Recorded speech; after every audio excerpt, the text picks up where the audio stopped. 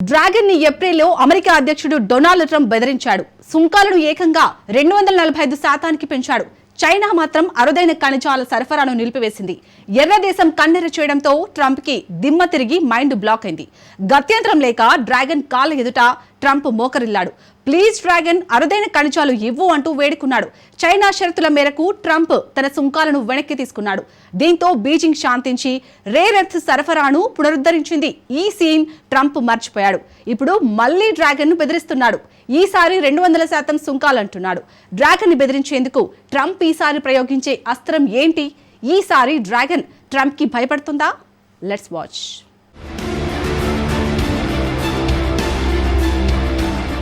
చైనాపై మళ్లీ ట్రంప్ బెదిరింపులు దేనికి? ట్రంప్ బెదిరిస్తే చైనా ఏం చేయనుంది? చైనాపై ఆధిపత్యానికి ట్రంప్కు ఆప్షన్లేంటి?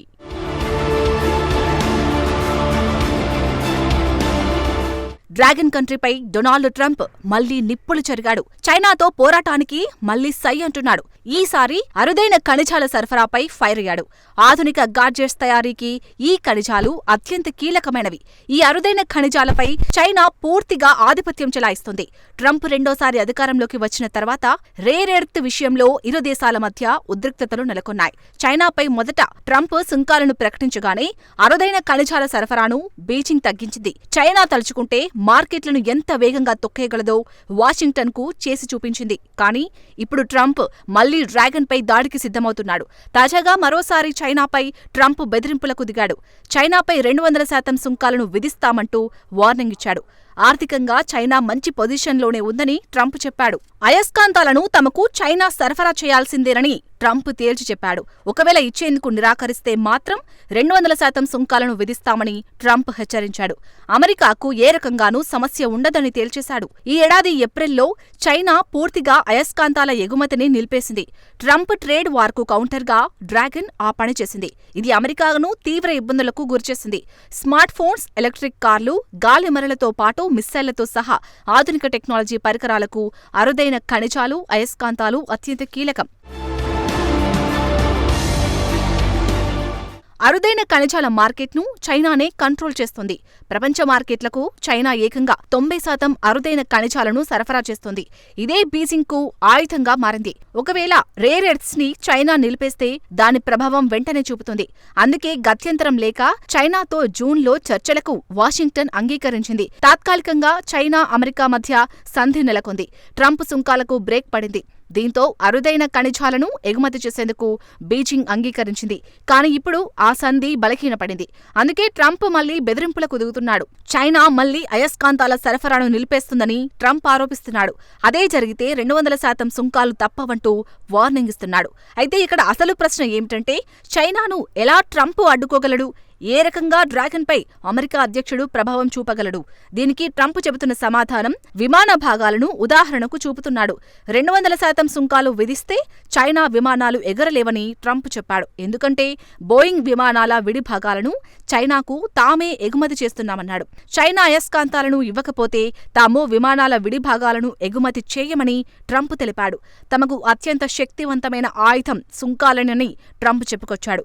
చైనాపై ఏ వాణిజ్యం పైన అయినా సరే 100-200% సుంకాలు విధిస్తే తప్పక దిగివస్తుందని ట్రంప్ తెలిపాడు.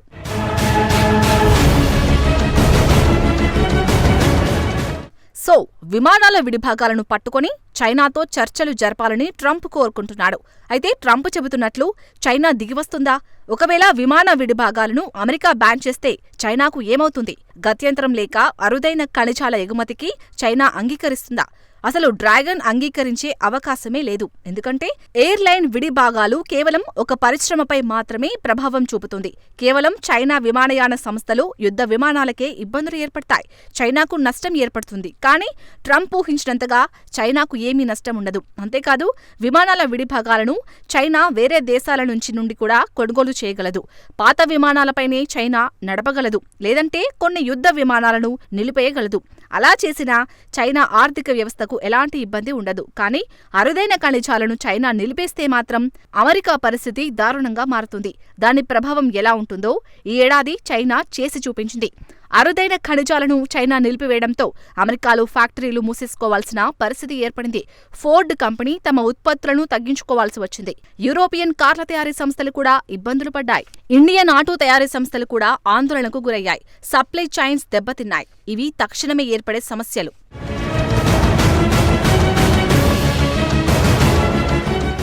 కానీ అరుదైన ఖనిజాలు చైనా నిలిపేస్తే అమెరికాలో కేవలం ఆటో మేకర్లే కాదు, పలు దేశాల పరిశ్రమలపై తీవ్ర ప్రభావం పడుతోంది. దీంతో చచ్చినట్టు చైనాతో ట్రంప్ చర్చలు జరిపాడు. బీజింగ్ అంగీకరించిన తర్వాతే మళ్లీ అరుదైన ఖనిజాల ఎగుమతులు ప్రారంభమయ్యాయి. అమెరికా సుంకాలతో చైనా అరుదైన ఖనిజాలు ప్రపంచానికి ఎంత కీలకమో స్పష్టంగా తెలిసివచ్చింది. తాము చమురు కోసం రష్యాపై ఆధారపడటం కంటే ఎక్కువగా అరుదైన ఖనిజాల కోసం చైనా వైపు చూస్తున్నట్టు యూరోపియన్ నాయకులు చెబుతున్నారు. తమ గ్రీన్ ఎకనామీకి ప్రయత్నిస్తే చైనా వాటిని అడ్డుకోగలదని వివరిస్తున్నారు. దీన్ని బట్టి చూస్తే ట్రంప్ని యూరోప్ దేశాలను బెదిరించేందుకు బీజింగ్కు అరుదైన ఖనిజాలే అసలైన ఆయుధంగా మారాయి. ట్రంప్ సుంకాలను ప్రకటించగానే చైనా అరుదైన ఖనిజాలతో సమాధానమిచ్చింది.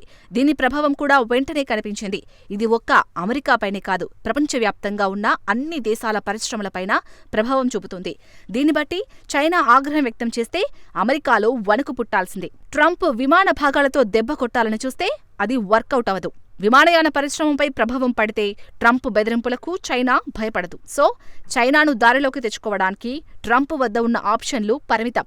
అతడు ఎన్ని కార్డులు తీసినా చైనా లైట్ తీసుకుంటుంది. వాణిజ్య యుద్ధం అదుపు తప్పితే చైనా కష్టాలు ఎదుర్కొనవచ్చు.